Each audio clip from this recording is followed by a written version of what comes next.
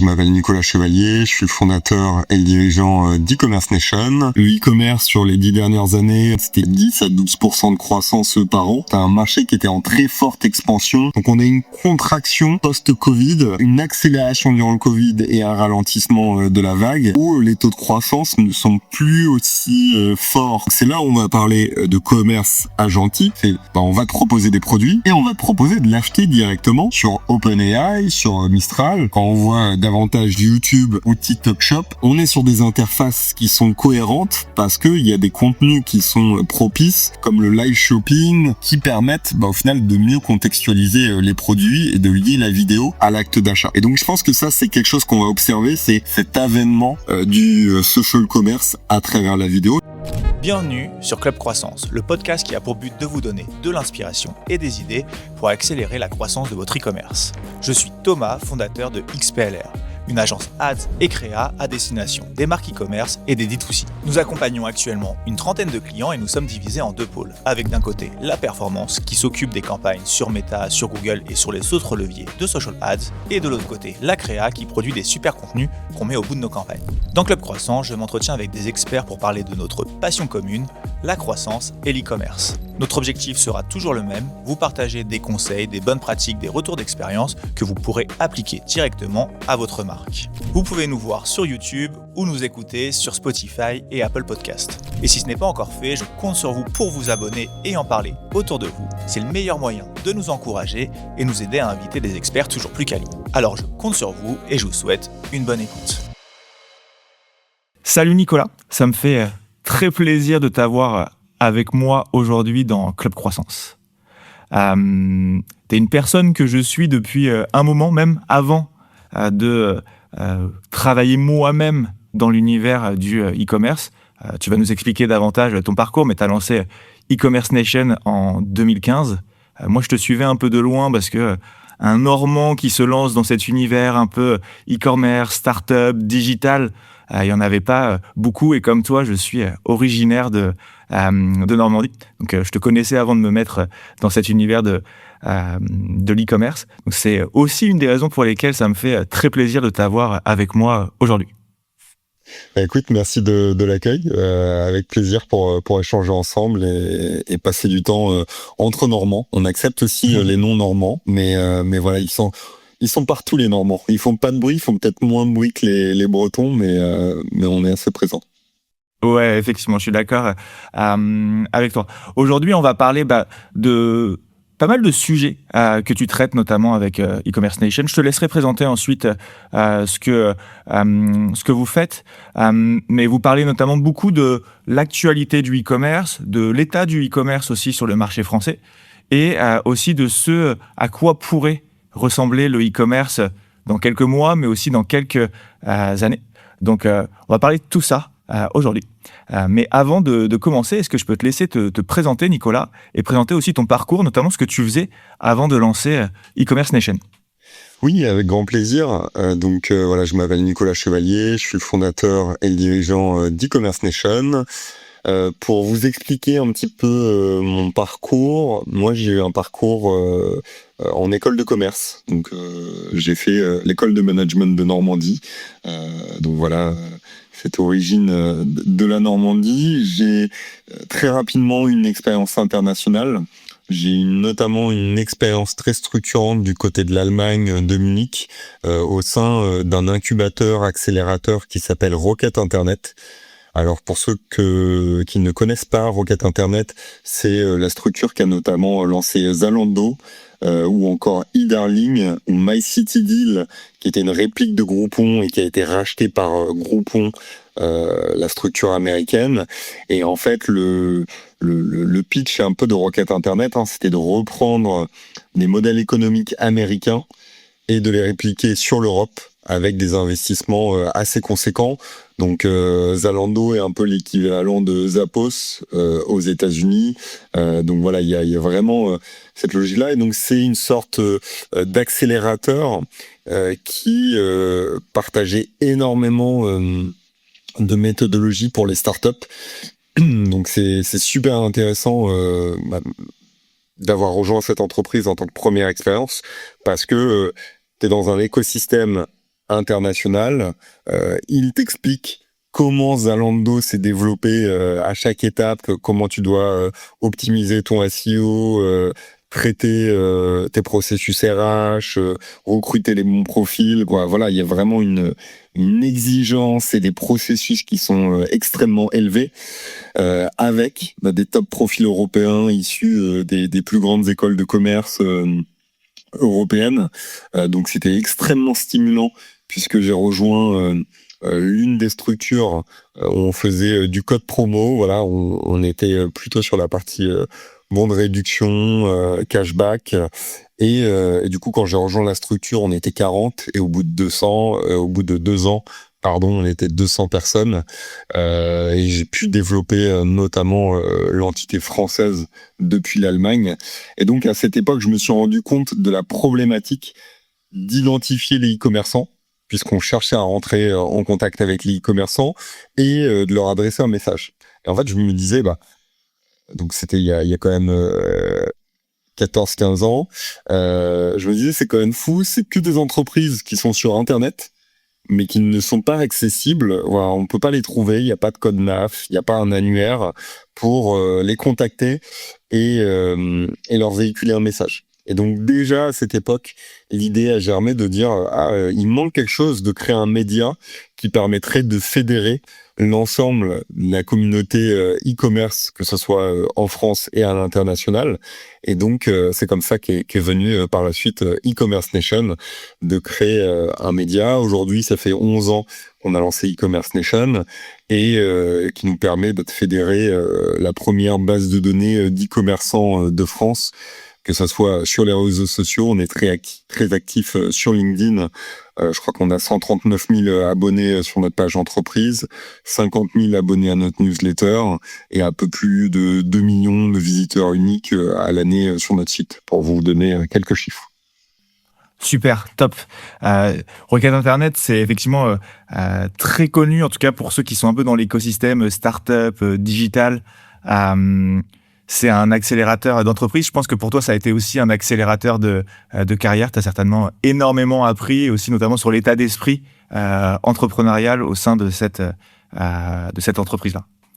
Et donc, tu as lancé en 2015 e-commerce Nation. Tu viens de nous expliquer pourquoi tu as lancé e-commerce Nation. Plusieurs questions. Est-ce que tu avais d'autres raisons derrière de lancer e-commerce Nation? Et quel était à ce moment-là ton objectif, ta vision de ce que deviendrait e-commerce Nation? Très bonne question. Alors moi, je suis quelqu'un qui aime lancer pas mal de projets. Donc je pense que étant plus jeune, je ne me pensais pas entrepreneur, mais en fait, de par mes actions, je me suis rendu compte que j'avais un peu cette fibre entrepreneuriale. Et tu l'as dit, Rocket Internet t'inculque cette vision-là, très pragmatique et une logique très financière chez Rocket Internet, de mesurer les risques. C'est beaucoup de financiers qui gèrent des équipes, donc il y a vraiment une lecture peut-être un peu plus allemande, méthodologique dessus. Donc j'avais ce cadre-là. Et les rencontres ont fait que l'opportunité d'e-commerce Nation m'a paru logique. Je me suis dit, d'un côté, je pense avoir les compétences pour développer un média en ligne, de par ce que j'ai appris chez Rocket Internet durant mes études et ma curiosité sur le marketing digital, et le besoin du marché. Donc vraiment, c'est la rencontre un peu de ces deux aspects-là. Mon alignement en termes de compétences, l'opportunité de marché. Donc je me suis dit, il y a quelque chose à faire. Je n'avais pas trop de conviction sur le modèle économique. Donc voilà, c'est quelque chose qu'on pourra réévoquer. Mais j'ai créé le projet parce que je me suis dit, il y a un besoin. Si une entreprise comme la mienne à l'époque de Rocket Internet avait un besoin de communiquer auprès des e-commerçants français, je pense qu'il y en a des centaines d'autres. Et donc après, voilà, c'est de trouver un peu le modèle économique, et ça, on l'a cherché sur les premières années. Et ma vision a toujours été une vision assez ambitieuse, de déployer un média à une échelle nationale et internationale, de par mon parcours international chez Rocket Internet. Donc très rapidement, on a essayé de mettre les ingrédients, d'aller chercher des financements pour se donner les moyens de se développer très vite les premières années. Donc voilà, on a eu un peu un modèle start-up au départ, trouver notre modèle économique, chercher des financements, se développer, chercher de la croissance sans forcément être rentable. Et là, depuis plusieurs années, on est passé plus en mode PME, être rentable, optimiser notre fonctionnement. Donc on a eu un peu les deux mondes, un peu un ADN startup et puis après un peu plus PME. Top, très bien.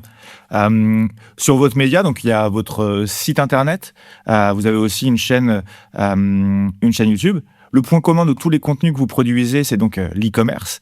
Mais vous parlez vraiment de plein de sujets différents. Vous pouvez parler CMS, marketplace, législation, logistique, moyens de paiement.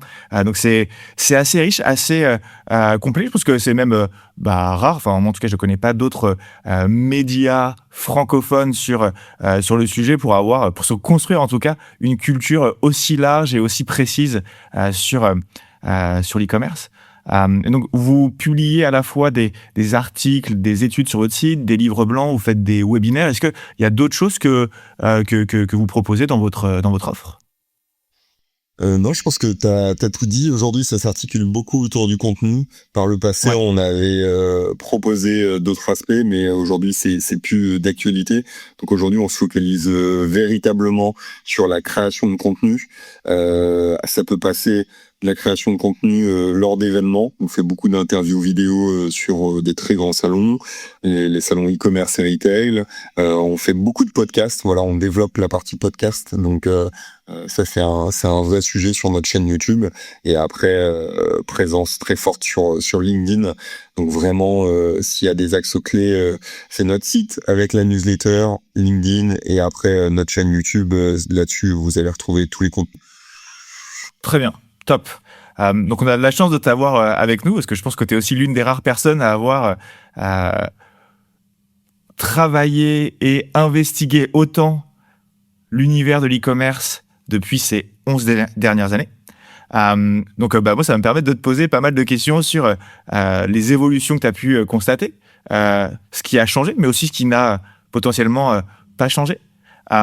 Déjà, avant de commencer, vous publiez régulièrement, à la fin de chaque année, des études, des bilans e-commerce sur le marché français. Vous avez sorti celle de 2025 au début de l'année 2026. Là, récemment, vous avez publié celle du premier trimestre de l'année 2026. C'est quoi, toi, les gros chiffres que tu ressors, les principales conclusions que tu ressors de ces bilans? Oui, pas mal d'éléments, hein. Surtout que là actuellement le contexte il était un peu particulier ces dernières années. Je pense si on prend un petit peu de recul, tu vois, niveau macro sur les chiffres, c'est le e-commerce sur les 10 dernières années en moyenne c'était 10% de croissance. 10 à 12% de croissance par an, donc ce qui est très très important hein, dans un secteur. Donc voilà, tu as un marché qui était en très forte expansion, ce qui t'ouvrait énormément d'opportunités, crée du business.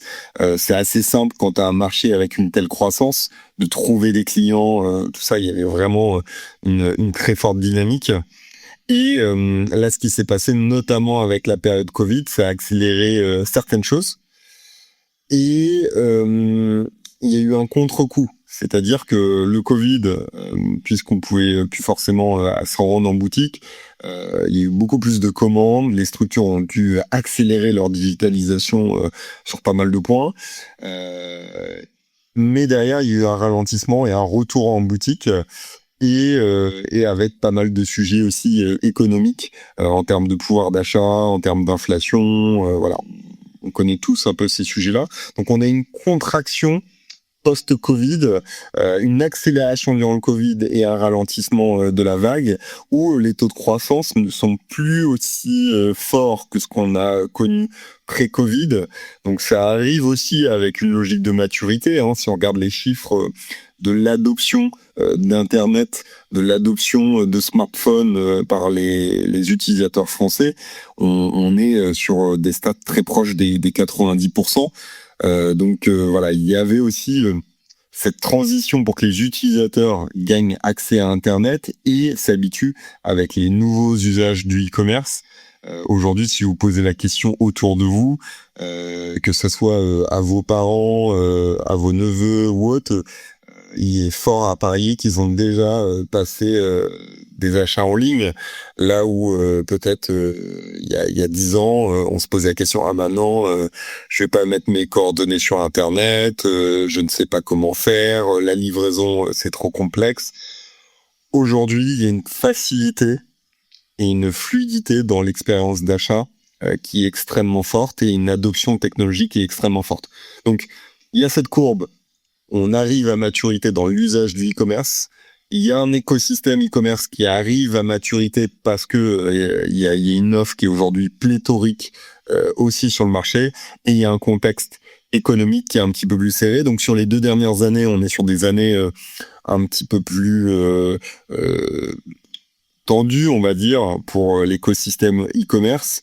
Et donc là, ce qu'on voit, ce qui se dessine sur cette année, c'est un renouveau, notamment avec les nouvelles technologies qui apparaissent. On parle de commerce agentique, on parle d'IA aussi pour traiter la donnée, optimiser tout ça.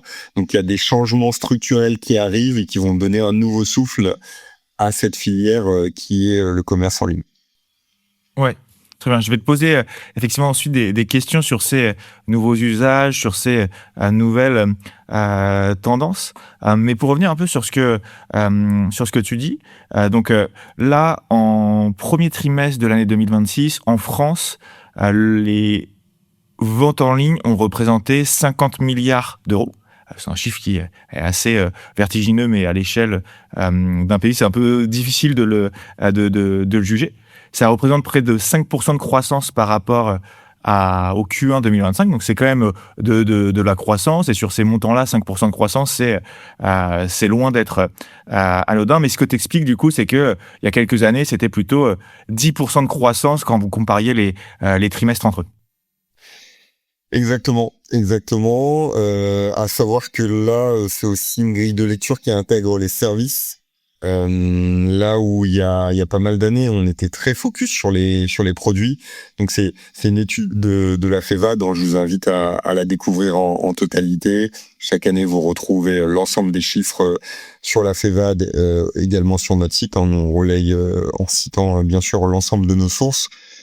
Donc il y a un facteur aussi, là, je discutais avec un de mes partenaires sur un événement récent qui disait oui, mais à quel point l'inflation joue aussi un rôle dans ces chiffres, parce qu'on parle de valeur totale de transactions, mais à quel point l'inflation sur certaines typologies de produits, sur la main-d'œuvre, sur des ressources, vient impacter ces chiffres. Donc c'est ça qui est assez intéressant, c'est de regarder notamment le nombre de transactions sur votre filière en particulier. Quand on regarde des filières, notamment comme la filière mode, c'est extrêmement compliqué parce que ils ont eu des nouveaux concurrents extrêmement agressifs avec les plateformes chinoises. Donc ça c'est, pour le consommateur, il a perdu un peu la valeur du prix parce qu'au final, les frais de livraison ont été subventionnés par le gouvernement chinois. Les prix des produits, ils sont inférieurs aux frais de livraison. Donc le consommateur il est un petit peu perdu avec ça, et puis tu as l'émergence des plateformes particuliers entre particuliers, du C2C comme on les appelle, que ça soit Le Bon Coin, Vinted, qui permet donc il y a vraiment des changements structurels aussi sur certaines verticales comme la mode qui viennent perturber ces chiffres-là. Donc se dire avant, on regardait les chiffres vendus par une marque. Là, on regarde aussi des transactions faites entre particuliers. Donc, il y a vraiment une grille de lecture à affiner par secteur pour comprendre est-ce que votre secteur est réellement en croissance pour les entreprises qui sont dessus, ou est-ce que non, c'est un gâteau qui s'articule plus avec les particuliers, qui s'articule sur des nouveaux modèles économiques. Ouais, très bien. Et justement sur la mode, mais aussi au-delà, Est-ce que vous constatez des usages différents? Peut-être, tu parlais justement de ces plateformes chinoises. Est-ce que tu observes peut-être un volume plus important de transactions, mais sur des paniers moyens plus petits?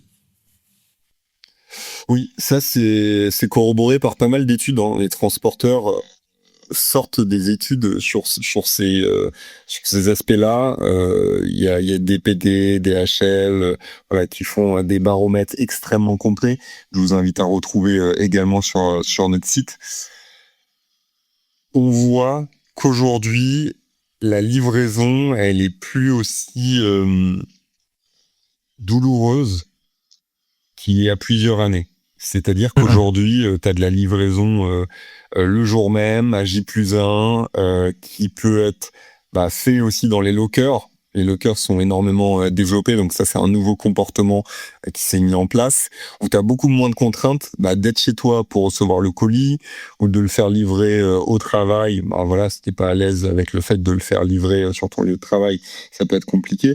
Donc, il y a beaucoup plus de possibilités pour se faire livrer, et donc, ça veut dire que avant, peut-être, t'allais mutualiser tes achats. T'allais dire, ok, je vais commander plusieurs produits, me faire livrer et récupérer. Aujourd'hui, t'as pas de difficulté à commander 3 produits différents sur 3 sites différents et te le faire livrer dans le même locker.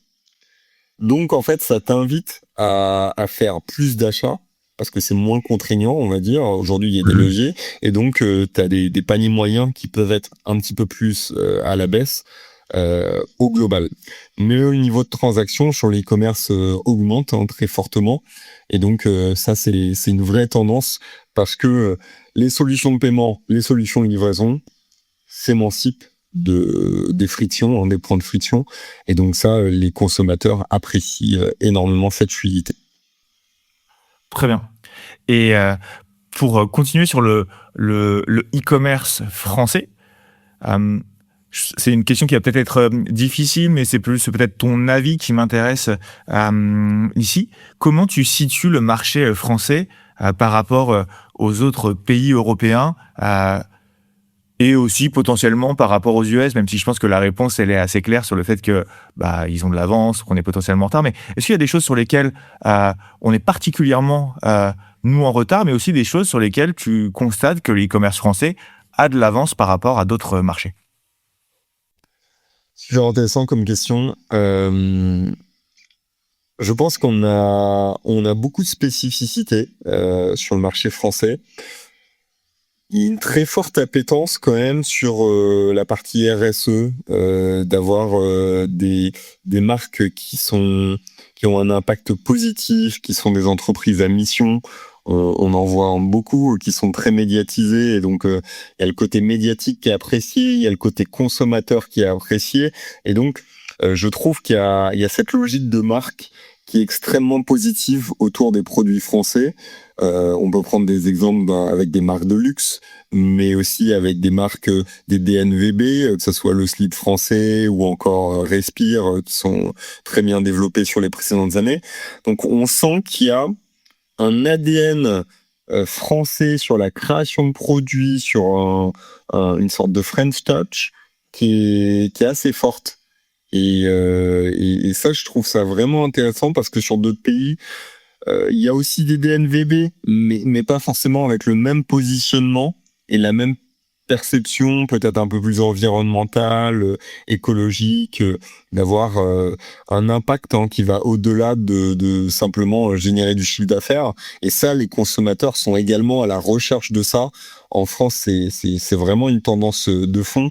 Donc voilà, il y a cet aspect-là, je pense, du Made in France qui est extrêmement intéressante et qui est une tendance de fond. On en parlait déjà depuis plusieurs années, et ça reste une préoccupation des consommateurs et une sensibilisation qui est constante. Donc sur le plan technologique, on a aussi des réflexions. Je pense qu'on est très avancé, même si on aime bien s'autocritiquer, s'autoflageller en tant que Français sur la partie souveraineté. On a quand même des alternatives et des solutions technologiques qui qui sont extrêmement fortes et résistantes au niveau européen et français. Et donc, je trouve que on a des arguments en termes de compétences, d'expérience, que ça soit pour lancer des nouvelles marques, mais aussi façonner des technologies. Là, on parle régulièrement, notamment de Wero sur la partie paiement, qui est vraiment une alternative à toutes les solutions américaines, à tous les modes américains de paiement. On a des acteurs comme OVH qui permet de stocker de la donnée et de faire face à l'aspect infrastructure. On a des acteurs comme YouSign sur la signature électronique qui également est un leader sur la partie européenne. Bref, quand on regarde l'ensemble des acteurs, on a vraiment des atouts sur la partie technologique. On a des success stories qui sont des success stories françaises avec un vrai savoir-faire en France. Et donc, c'est l'ensemble de ces éléments-là que je trouve extrêmement intéressant en France, parce que quand on compare sur d'autres pays, que ce soit l'Espagne ou l'Allemagne, je ne vois pas autant d'arguments qui permettent de prétendre à une souveraineté forte. Et donc c'est en ce sens-là où je trouve que la France a vraiment une carte à jouer sur les prochaines années pour s'émanciper un peu plus des technologies internationales et des technologies américaines. Super. Juste, Wero, tu peux m'expliquer un petit peu ce que c'est? Ouais, alors Wero, pour la plupart des gens, je sais pas si vous avez déjà utilisé, hein, c'est un peu le nouveau Lydia, dans le sens où si tu as besoin de faire un paiement à quelqu'un de ta famille, un de tes potes, eh bien tu vas pouvoir juste avec son numéro de téléphone dans ton application bancaire procéder à un virement instantané. Donc en fait, c'est un virement bancaire instantané qui est lié à ton numéro de téléphone. Ton compte bancaire est lié à ton numéro de téléphone. Donc t'as pas un RIB à ajouter. T'as juste à rentrer le numéro de téléphone de ton contact pour passer un virement instantané. Donc c'est beaucoup moins coûteux que un virement traditionnel, qu'un paiement par carte bancaire. Et donc ça s'est développé sur une logique de particulier à particulier. Et là, ils sont en train de le développer vis-à-vis des marques. Demain, tu pourras payer sur un site e-commerce avec l'interface Wero, donc extrêmement fluide. Ça permet de réduire les frais, hein, comme je l'ai évoqué. Ça permet de ne pas être bloqué sur les logiques de plafond. Demain, tu vas acheter une Tesla en ligne. Bon, voilà, tu fais un Wero. T'as peut-être des paniers un petit peu plus modérés, mais que ça peut être une montre, ça peut être une télé, ce genre d'éléments. T'es moins bloqué, donc ça permet une fluidité totale à travers un virement instantané bancaire. Et donc là, c'est vraiment une nouveauté qui va être extrêmement intéressante côté marque, parce que ça va leur coûter moins cher et ça va être beaucoup plus fiable pour les clients. Et donc c'est une initiative européenne qui va, je pense, vraiment révolutionner le paiement. Super, top. Très bien. Tout à l'heure, tu commençais à parler de commerce agentique. Je pense que c'est effectivement un gros sujet du moment. Ça fait quelques mois qu'on commence à sentir les prémices avoir les prémices de ce que tout ça, à quoi tout ça pourrait ressembler, avec des initiatives à droite à gauche de notamment OpenAI. Est-ce que tu peux nous expliquer c'est quoi le commerce agentique? Oui, très vaste question. Commerce agentique, donc vous connaissez tous les agents IA. Aujourd'hui, vous utilisez une plateforme, que ça soit la plateforme de Mistral, OpenAI, pour formuler des requêtes. Donc aujourd'hui, vous utilisez plutôt ces plateformes un peu comme un moteur de recherche. Je trouve que l'ensemble des gens utilisent ça comme un moteur de recherche, alors que c'est un moteur d'opération. C'est-à-dire que vous allez poser une question à Google. Est-ce que tu peux me dire où trouver des Nike autour de chez moi ou sur Internet, les Nike, les Air Jordan les moins chers, et il va me fournir les réponses. Donc voilà, je lui pose une question, il me délivre de l'information. L'étape d'après, c'est d'acheter à travers cette plateforme. Et donc c'est là où on va parler de commerce agentique. On va te proposer des produits et on va te proposer de l'acheter directement sur OpenAI, sur Mistral, pour accéder à ce produit. Donc là, on passe d'un moteur de recherche à une plateforme d'achat, type un peu marketplace, où je vais pouvoir déclencher une action. Et je parlais d'un moteur d'opération, puisque si demain, je donne mes infos à Gemini, mes infos bancaires, mes infos de livraison, je vais pouvoir lui dire « achète à ma place tel produit ». Juste avec une commande vocale.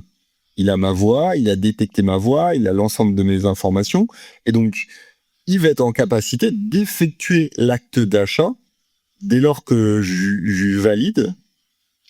Et donc on va avoir vraiment un processus sans friction qui est juste révolutionnaire.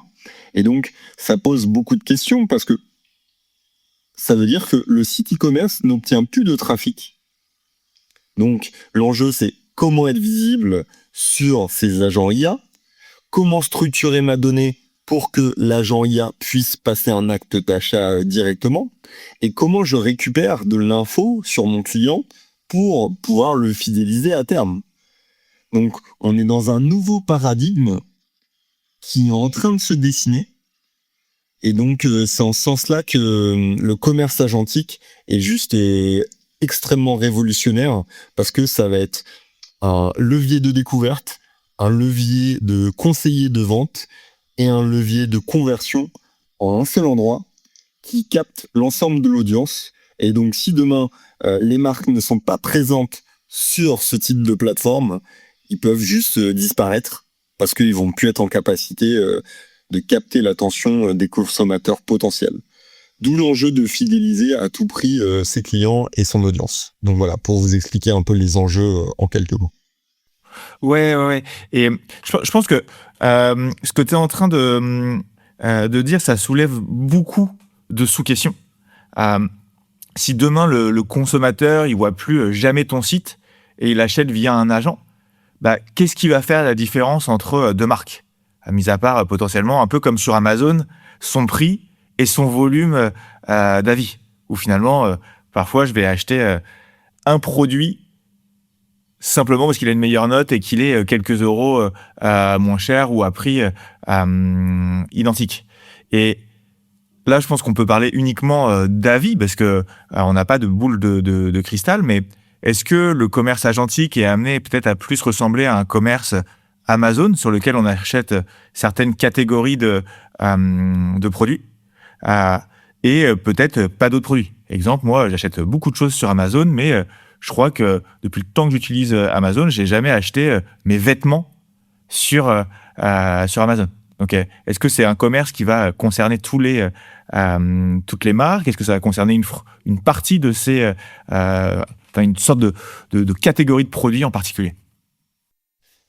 Très bonne question. T'as totalement raison. Ça va être lié au comportement. C'est-à-dire qu'il y a des choses, tu sais ce que t'as besoin. C'est-à-dire, t'achètes tout le temps la même crème. Tu vas dire à ton agent IA, achète-moi cette crème. Voilà, il y a pas de surprise en termes de référence, de marque. C'est quelque chose que t'achètes habituellement. Et donc, tu vas dire, achète via telle plateforme si t'es habitué à bosser, à acheter sur cette plateforme.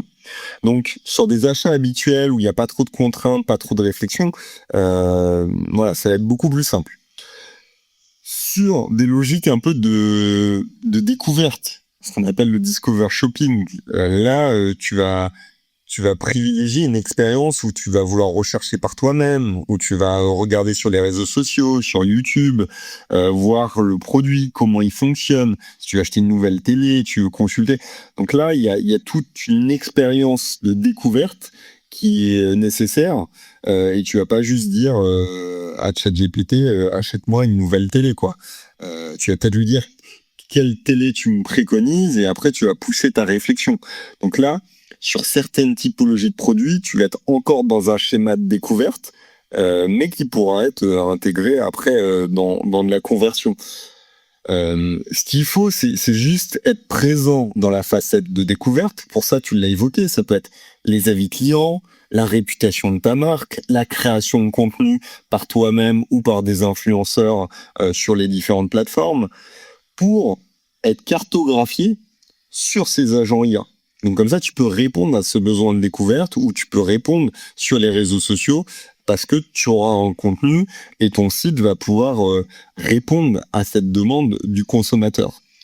Mais tu veux aussi être structuré pour pouvoir convertir directement, puisque on parle des agents IA, mais demain ça peut être aussi TikTok ou ça peut être sur YouTube. Et donc il y a une tendance qu'on a évoquée sur les 10 dernières années, ce qui était le social commerce, qui n'a jamais été concluant. Meta, ils ont essayé de faire Facebook Shopping, Insta Shopping. Ils ont fait des onglets, ils les ont abandonnés rapidement et tout. Ils ont encore la partie publicitaire qui fonctionne très bien, mais ça n'a jamais été aussi bien intégré qu'avec la vidéo.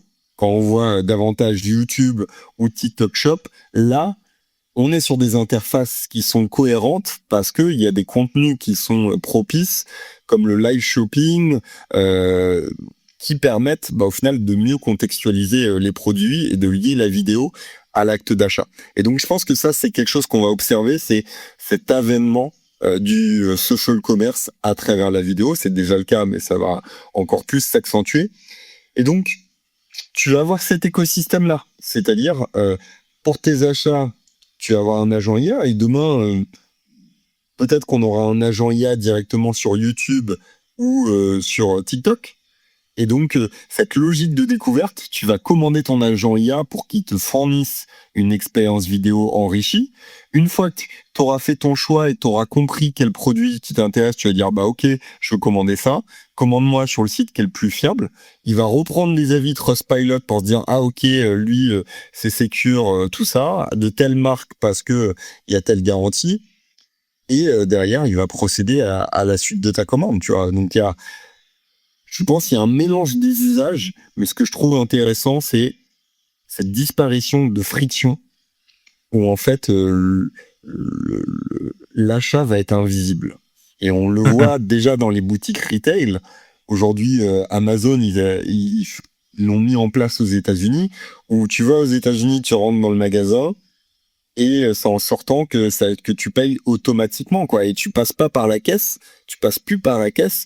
Tout est fluide, tout est prélevé automatiquement sur ton portable. Eh bien, ça va être la même chose. Demain, tu vas être sur Internet, tu vas dire « Ah, ça j'aime bien, vas-y, commande-le-moi ». T'as pas rentré tes infos de paiement, t'as pas entré tes infos de livraison, ils sont déjà enregistrés. T'as juste dit une commande vocale et en fait, l'acte d'achat, il va être indolore et invisible. Et ça, on voit Google qui tend vers ça avec leur annonce d'Universal Cart, donc de panier universel. Tu vas pouvoir avoir un panier qui est synchronisé sur Google, prendre des produits sur plusieurs sites, tout intégré dans le même panier. Google a tes données en termes de paiement et de livraison. Et hop, c'est parti. Tu fais avec ton agent et tu dis vas-y, commande-moi ça. Et lui dire vas-y, tous les mois, commande-moi tel produit, tout ça. Donc, tu auras une fluidité opérationnelle qui sera assez révolutionnaire. Et aujourd'hui, ça fait un peu flipper, je te l'accorde. Mais au même titre qu'il y a 15-20 ans, où les gens disaient « Non, mais mettre mes coordonnées bancaires sur Internet, jamais de la vie. Donner ma carte bancaire à Google, jamais de ma vie. Donner ma carte bancaire à Apple, jamais de ma vie. » Et aujourd'hui, le nombre de personnes qui payent avec Apple Pay ou Google Pay avec leur wallet, c'est considérable. Donc je pense que c'est la suite de l'histoire. Ouais, effectivement. Et ça va mettre du temps, des années, mais c'est des usages qui vont apparaître au fur et à mesure. Et dans quelques années, on regardera derrière nous et dire, ah oui, effectivement, ça a bien changé. Tu parlais de l'Universal Cart de Google. Vous avez fait une vidéo récemment sur le sujet que je conseille parce que je trouve que c'est vraiment une initiative très concrète de comprendre comment tout ça peut évoluer. Je trouve que ça soulève aussi quelques questions. Déjà, entre le rôle d'une marque, entre ce panier universel de Google, le commerce agentique, Amazon, etc. Est-ce que les marques, elles sont pas juste en train de devenir de simples fournisseurs de produits pour des plateformes qui vont capter tout le reste et capter une partie de la distribution et qui vont peut-être se compter sur le doigt de une main, voire de deux mains, pardon. Je pense que voilà, ça met une variation, comme tu l'as dit, ça dépend des produits. Il y a des marques, c'est important d'avoir une expérience qui est propre. On parlait de marques de luxe. T'as envie d'aller sur le site de Rolex, t'as envie d'aller sur le site de LVMH et de Louis Vuitton et d'avoir ton expérience qui est fournie, ton écrin. Et donc, je pense que il y aura toujours de la pertinence à avoir un site et avoir une expérience vraiment privilégiée sur un site. Mais certains produits, qui sont peut-être des produits plus utilitaires, oui, mais c'est déjà le cas. C'est-à-dire, tu prends l'électroménager, il fonctionne surtout avec des distributeurs, et donc il faut avoir une marque qui est suffisamment forte pour se distinguer. Donc voilà, selon les catégories, mais c'est vrai que la partie technologique ne va plus être aussi différenciante qu'il y a 10 ans ou même qu'aujourd'hui. Parce qu'aujourd'hui, avec un SaaS, c'est super simple de créer un site e-commerce. Avec Cloud Code, oui, tu peux créer un site e-commerce en quelques clics. Donc aujourd'hui, la barrière à l'entrée, d'avoir un site qui est fonctionnel et qui est beau, c'est la base. C'est la base. Donc, ce qui va être important, c'est plus le branding. C'est comment tu marketes, comment tu favorises l'expérience client, quels sont les avantages que tu vas communiquer à ton audience, le programme de fidélité. Donc, ça va être vraiment comment tu construis ta marque et ses valeurs et ses services qui va faire une différence. Et donc, je pense que c'est en ce sens-là qu'il faut aller, ce qui est extrêmement positif. Le commerçant, il a à cœur soit de fournir un excellent service, soit des excellents produits. Donc, au final, il se refocalise sur son cœur de métier. La partie technologique, bien sûr, fallait qu'il l'appréhende, mais c'était pas forcément son expertise de base. Donc là, aujourd'hui, il va y avoir une facilité de distribution de ses produits qu'il va bien sûr falloir appréhender, mais qui lui offre aussi un potentiel de croissance super conséquent. Ouais. Et c'est super intéressant ce que tu dis. Je pense que ça transforme beaucoup de métiers. Nous, en tant qu'agence ads, alors, avant qu'on parle d'IA, on parlait d'automatisation des plateformes, où en gros, notre métier est passé d'un métier très technique, à savoir sur quel bouton appuyer, quelle case cocher ou décocher, à un métier où on a remis les basiques du marketing au centre. Et ils sont devenus plus importants que le fait de savoir bien exécuter la technique. Et je trouve que ça, c'est extrêmement intéressant, parce qu'aujourd'hui, on se concentre davantage sur quel produit, pour quel persona, à quel moment, quels temps forts commerciaux, et tous ces sujets-là. Et la différence, c'est plus est-ce que j'ai choisi la bonne lookalike sur Meta ou telle audience, qui finalement était un peu bizarre comme approche du marketing. Et là, je trouve que ce qui est intéressant de ce que tu dis, c'est que finalement, effectivement, un commerçant qui crée un produit, etc., il aura plus besoin de pas dépenser trop d'énergie sur la technique. Est-ce que mon site, il est bien, etc., mais davantage sur la qualité de son produit, le fait que ce soit le meilleur produit sur le marché, au bon prix, etc., et que c'est ça qui fera la différence. Exactement. Très bien. Je pense qu'effectivement, ça change nos métiers. Est-ce que toi, tu observes déjà ou tu considères qu'il va y avoir notamment des changements en tant que métier lié à l'e-commerce, notamment la taille des équipes qui travaillent chez des marques e-commerce? Oui, il y a des changements structurels, avec les outils qui démultiplient les possibilités au niveau des équipes, que ça soit sur la génération de fiches produits. Donc, tu as des très grosses marques, des retailers. Quand tu as 1000 nouveaux produits à importer sur ton catalogue, et qu'avant tu le faisais peut-être avec un export, mais après tout ce qui est rédaction, parfois soit tu le faisais en interne, soit tu le sous-traitais.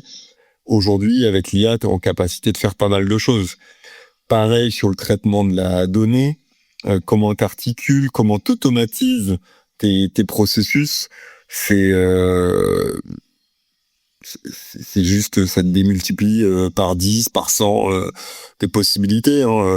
T'avais le fondateur de Mistral, Arthur Mensch, qui l'évoquait, qui disait que l'ensemble de ses développeurs aujourd'hui, ils écrivaient plus une ligne de code. Donc voilà, ça change les usages. Donc structurellement, bien sûr qu'il faut que t'adapter, avoir plus d'agilité, d'appétence. Et je pense que voilà, ça redessine un nouveau paradigme. Je pense que là, niveau structurel, on a un petit switch à faire.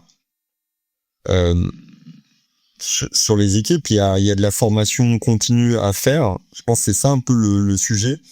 Aujourd'hui, on a des outils et des plateformes qui évoluent tellement vite. Toutes les semaines, tu as des nouveautés. Mais nous, notre niveau de formation, il est lent, quoi. Pour appréhender des outils, moi je vois à l'échelle de notre structure, rien que du chat GPT, on n'a pas fait le tour, on continue de se former, on continue de tester des nouvelles choses. Là, j'ai vu que Google avait Google Studio sur Gmail, tu pouvais automatiser des commandes par rapport à ton mail. Voilà, donc en fait, il y a plein d'actions qui va augmenter la productivité personnelle, que ce soit des dirigeants, des employés. Et donc, il y a un petit temps de latence pour s'orienter vers ce nouveau paradigme d'automatisation et de productivité. Très bien noté. Si on peut conclure dans les grandes lignes, dans quelques années, là où potentiellement il faut être une équipe de 6-7 personnes pour piloter une marque e-commerce à 10 millions ou plus, on pourra potentiellement imaginer la capacité de gérer une entreprise avec autant de traction commerciale avec 2 voire 3 fois moins de personnes. Ouais, ça me paraît pas déconnant d'avoir 2 personnes qui gèrent et qui constituent tout ça sur des créations graphiques, sur des stratégies commerciales, sur du traitement de données, tout ça. En fait, aujourd'hui, une personne peut faire tout ça de manière seule, avec des outils qui sont extrêmement efficaces. Après, voilà, il y a toujours les parties logistiques. La logistique, c'est peut-être le plus contraignant, mais quand je vois de l'automatisation, là, je vois des entrepôts sur certaines typologies de produits, notamment avec les technologies exotech. Je sais pas si ça te parle, c'est des petits robots qui vont chercher des casiers dans des racks. C'est super impressionnant. Je vous invite à taper exotech sur Google. Et donc voilà, ça prépare automatiquement toutes les commandes, ça fait le picking de manière automatisée. Donc voilà, peut-être qu'on aura de l'automatisation sur tous les plans au final. Trop bien, top. Merci beaucoup Nicolas pour ta vision de, déjà ton constat, ton état des lieux de l'e-commerce français. Je pense que c'est précieux d'avoir ton retour à ce sujet-là, et puis aussi ta vision. Et aussi ton regard très appuyé sur plein d'exemples de ce qui est en train de devenir l'e-commerce. Est-ce que tu vois des sujets qu'on n'a pas abordés aujourd'hui qui mériteraient d'être mis en avant ? Oui, peut-être pour les gens qui nous écoutent, il y a beaucoup de sujets, c'est difficile de tous les saisir. Ce que je vous invite, c'est surtout faire preuve de curiosité. Renseignez-vous, observez-vous, et on va revenir, je pense, à une logique de compréhension très forte de vos clients, de se dire comment ils fonctionnent, comment vous tissez un lien direct, comment vous les fidélisez. Et donc, je crois beaucoup au levier, que ce soit la partie mailing, que ce soit la partie réseaux sociaux pour créer une communauté. Je pense la logique communautaire pour ne pas être trop dépendant de vos canaux d'acquisition, que ce soit Google ou les chats GPT, c'est vraiment un sujet. Créer du lien, fédérer, avoir cette logique communautaire avec une culture de marque très forte. Je pense que c'est vraiment les clés pour évoluer dans un écosystème qui est en ébullition actuellement et qui vous donne davantage de résilience. Très bien, top. Merci beaucoup, Nicolas. Je vais terminer avec mes 2 questions habituelles. Quelle est ta marque e-commerce préférée? Ça peut être soit une marque que tu aimes consommer ou une marque où tu dis, eux, ils sont vraiment très, très forts d'un point de vue e-commerce. Écoute, il y en a... Ouais, j'en ai plein en tête, mais j'en avais Bon, tu une peux en en citer tête. plusieurs. Il y en a une que j'aime bien qui s'appelle Pyrène Performance. Ok, Pyrène, c'est le même début que Pyrénées. Et en fait, c'est des boissons d'hydratation pour le sport. ok. Et j'aime trop comment ils ont développé la marque, leur positionnement. J'ai rencontré les gars sur un événement sportif et c'est tout ce que j'adore. En fait, c'est un produit local. Ils font une boisson d'hydratation avec des ressources du sud de la France qu'ils ont créé sur place et en même temps ils ont une identité très marquée autour des Pyrénées pour le coup. Donc il y a un storytelling qui est très fort et avec une expérience utilisateur qui est extrêmement fluide, que ce soit leur site et le design. Et donc voilà, c'est vraiment un produit que j'apprécie et j'aime bien ce côté savoir-faire français qui est valorisé avec un storytelling qui est adéquat. Donc ça voilà, c'est une belle marque à suivre. Ouais, et ben écoute, je suis sur le site, je connaissais pas. Et c'est vrai que c'est, en tout cas d'un point de vue branding, etc., c'est vraiment très très bien fait.